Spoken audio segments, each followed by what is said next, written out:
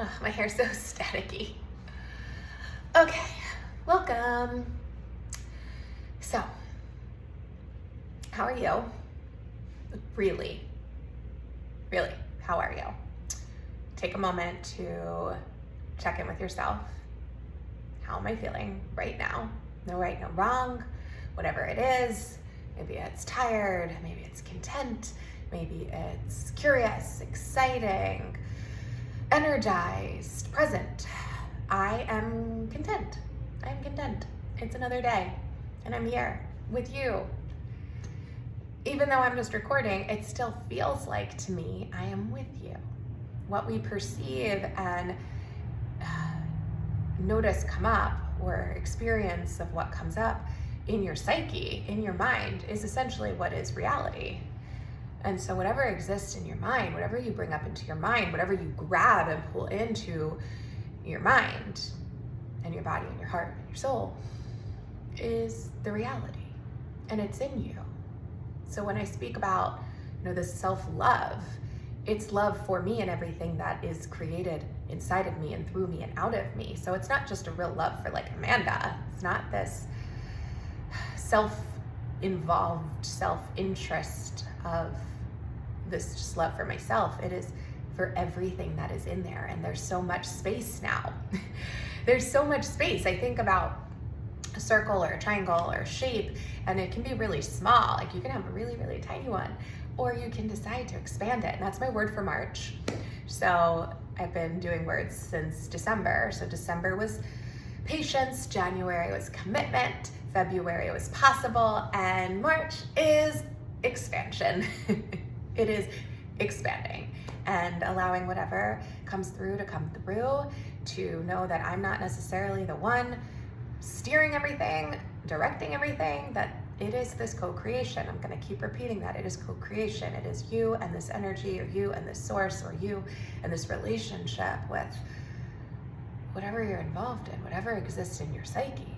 And so it could be a relationship with the negativity. It can be these relationships. Oh, look, here comes the sun. It's so pretty. It can be relationship with institutions and capitalism and these things that you've made agreements with that you might not even know that you've made agreements with. And so being more aware of that, and then reeling back in your energy, like taking back what is yours so that you can give it to others. What we give away is all that we get. What we give away is all we have. It is so paradoxical, but it makes so much sense to me now, and it is really like beyond words. Sometimes it's so challenging to put this stuff into words, but it is. I allow the power that I know exists in my jaw. I've struggled for years. Oh, so much is coming through now, so much to share. I have struggled for years with TMJ, with tension, with this clenching. I wear a night guard to protect my teeth, but it's still this, I've gotten physical therapy. It's all this tension. And I kept, for a while, just wanting to get rid of it, wanting to fix it, wanting to make it better. And also then for a while, it was, this is what's holding me back. This tension here, in tightness, in my jaw, in my neck, is what's holding me back. And then now, the revelations just keep coming. It's what is my power. My power is here, but I've been trying to control it, trying to direct it.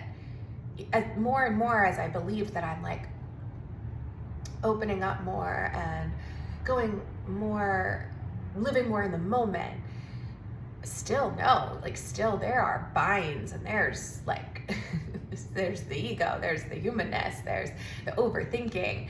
And there's like I said, trying to direct this power that's here. And now it's like, no, when I show up here on these videos, that my power through what I express, through these words that I don't always have words for, it's not just me. And that might seem wildly strange to you, different to you. And if it's not for you, okay, I say that too. Like, keep moving along. Though if it's for you and you're here and you're still listening, then something is landing, something is connecting. Where is your power? And I don't mean power of like willpower and control and dominance. I mean power of magic. I got these new amazing cards. They have film on them because they're brand new, so I'm gonna take this off slowly, one by one, as the cards appear. I'm not gonna go through the whole deck, but they are beautiful.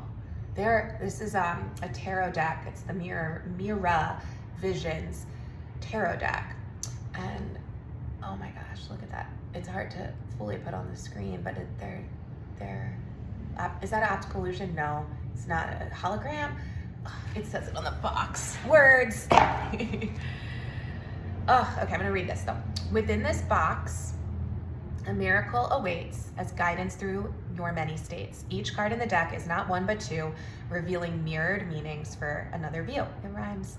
The Fool and the Death become a fated pair, and the Magician fades as the Crow soars through the air. Is it hologram? Someone give me the word. So, like the Magician. So this was what I picked at random before coming on this video. And as you know, a part of this course, magicians, wizards, it's no coincidence. But then it's the Crow. So there's the Magician. There's the Magician. There's the Crow. If you can see, this is probably better in person, but oh my gosh, it is just amazing. I love this deck. They're mirrors. Because everything is a mirror. What shows up in your life is something that is trying to be reflected back to you. It is either to learn something, or it's to connect, and it's to come together, or you're teaching them. Because we're constantly evolving, but not by force. You do not need to heal anything. It naturally happens when you open up to yourself, to the moment, to what mirrors you, to new perspectives. You're already where you need to be in this moment, and you will just continue to expand. So let me read The Magician and Crow from the book. They're short, so okay.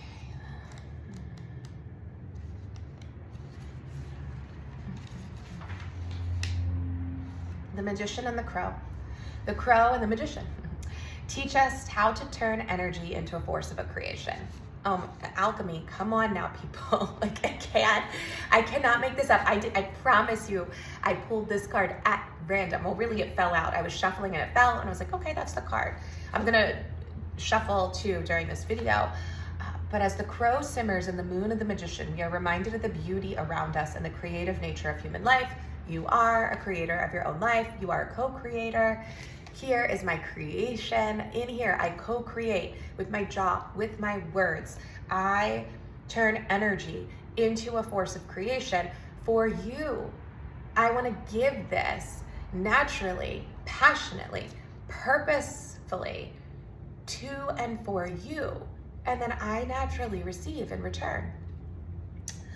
We are born with a desire to create, and that desire serves as the opposition to destruction, and it is what sets us apart. Use your skills to create with your power. I didn't even know I was going to talk about power, and that's what came through. So before I pull another card, the other thing I wanted to share is I have this memory that like is very clear in my mind. I think about it a lot. It's come up in my own therapy of a time when I was in kindergarten. So I was 5 or 6, and I was doing cartwheels, and I was having fun, like so much spontaneous fun with a friend in the classroom doing cartwheels. And the teacher, she did warn me. She said, if you two do one more cartwheel, then you will have a consequence, or you will be punished. You'll go in timeout. Well, we did. I did another cartwheel, and I think this other girl did too. And then we had to sit at a table in a corner, and we had to write out something like, I will not do cartwheels in the classroom. That stuck with me because maybe my impression of it now is that stuck with me because it was such a turning or pivotal point in my life where I guess I created then the belief, the perception that like I'm not allowed to have fun, and being spontaneous and being myself and just doing these cartwheels because I was having a great time is not allowed. It's against the rules. You need to be quiet, to sit and write out things. And I was so embarrassed and I felt so much shame that I did something so terribly wrong, which I did. I take that ownership. She warned us, do not do another cartwheel. And I chose to anyway. I exerted my autonomy. But because of our system, and again, maybe it was because she was keeping the classroom safe. She wanted to keep us safe. Like there's the other sides of that. And I get it. While I have that vivid memory, because after that, I was quiet, really quiet, like throughout the rest of my elementary school years. I didn't participate. That was always written on my comments of like my report card and stuff. Like, Amanda doesn't participate in class discussion. And I don't think that's the only reason, and there's more that contributes to that. But we do have these pivotal experiences in our life that then set the pace if we're not conscious, which 5, of course I'm not, to be like, okay, that was a one-time incident and I can still have fun in other places at other times when it is given permission, which still sucks, like that we have to have permission to have fun. And it doesn't have to be that extreme, but the message today is to give yourself permission to be you in the moment, to have fun. And if you want to do a cartwheel, do a freaking cartwheel. And if someone tells you you can't, then go find somewhere where you can do a cartwheel. Like, you have choice. You have choice. Okay, let's see the card and we'll wrap up for today. That one felt like it needed to fall. So we have this magician. We have that you are the co-creator. And the crow flies. They come together. As I learn more tarot, I'm going to be doing a tarot mastery class. Not leading, I'm going to be participating in one. I want to get closer to my own intuitive gifts. And that's another thing that's come through, is that I'm really claiming my intuitive gifts, which I have suppressed for a long time. This belief in being magic that we all have. And mine is wildly to share is that I'm psychic in some way. That's what comes to me. I don't fully know if I can predict the future, but that's there. So, magician, and we have 5 of lotuses. 5 of, okay, so we have this ship. If you can see, really might not be able to see. Oh, look at that. All right, it's the ship that is drowning. It's destroyed in water. The 5 of chalices, and the 5 of lotuses is this person like grabbing or letting go. There's cups, it looks like. This must be the 5 of cups. And it looks like it's the person like trying to reach for these cups that are falling off of the edge. 5 of lotuses, look, the flowers. There's still flowers around this sinking ship. The cups. I don't know if he's letting the cups go. 5 of cups. Let's see. I'm still learning.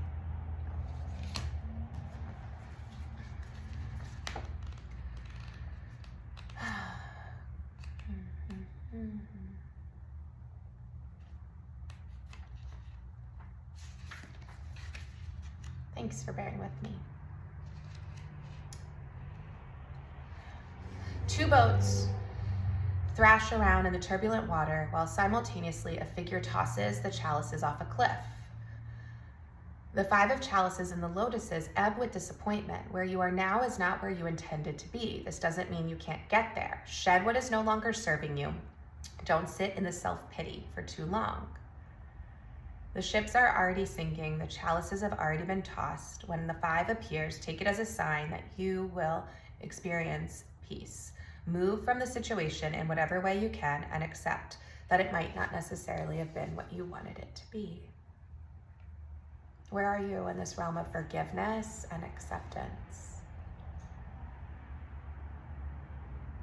Where do you still need to feel your grief and disappointment so that you can move into the co-creation of what it is that you do desire and intend for? Because you have a new vision. I know you do. You have a new vision. You've already tossed it. This has already passed. You are not in this right now. That's the message, that you are not in this anymore. Let's see what's at the back of it, the bottom of the deck. The composer. Okay. The page of chalices, the page of cups.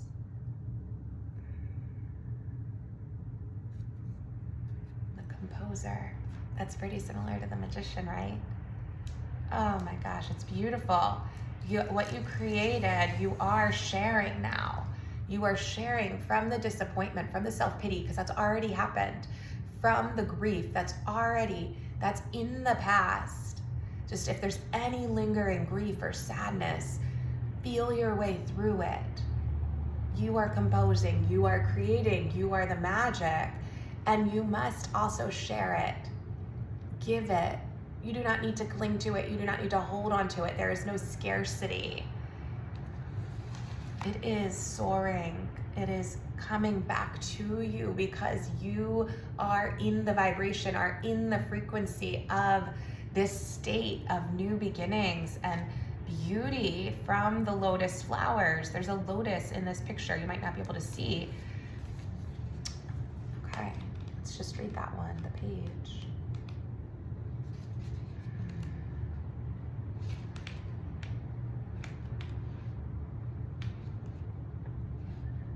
Beautiful. Giving, open heart, emotional well-being, and playful. Come on, guys. You have permission to play because you've already moved through the grief. Like, celebrate that. Celebrate it. The composer directs lotuses to lift up from the water because you were willing to place them down. You were willing to set free, lovingly set free what you have to, I don't want to say leave behind, because you're not leaving them behind. You're not leaving whatever situation, place, destination that was previous, a environment, a home, a person, a job. You're really not leaving them behind. All those pieces of that get to come with you, and they also get to co-create their own life, or that place, that home gets to serve somewhere else. It's all still divinely connected. The composer directs lotuses to lift from the water as the page of chalices offers a bowl of water to the mystical sea serpent. Both of these figures are aligned with the world and represent emotional well-being. When we are at peace with ourselves, we can inspire the world around us. Maintain an open heart. The pathways will continue to unfold. That's the message. That's all you need to know. You amaze me. Enjoy.